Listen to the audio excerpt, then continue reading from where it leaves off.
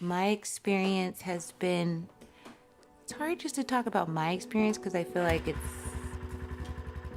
so integral to all of the human and more than human kin's experiences.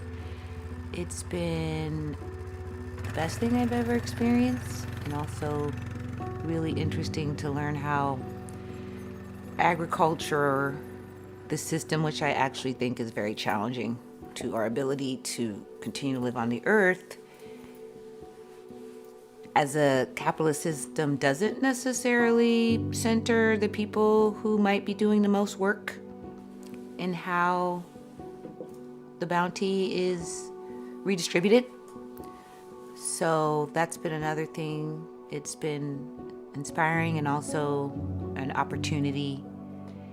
Permaculture says the problem is the solution, and so I actually feel like there is a problem with the current agricultural system.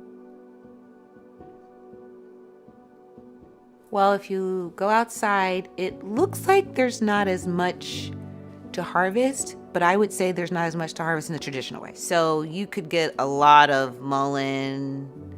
There's even still a lot of leaves that we could be harvesting, raspberry, apple, leaves still barely holding on the tree.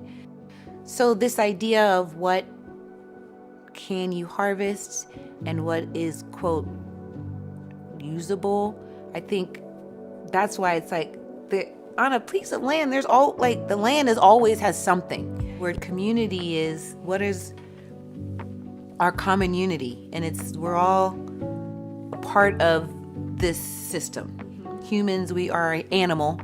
Also, we just oftentimes are the overbearing, less listening. We think we're controlling things. Animals. So here at Earthseed, we try to stop and really consider what's our right place in relationship to all of the other systems here.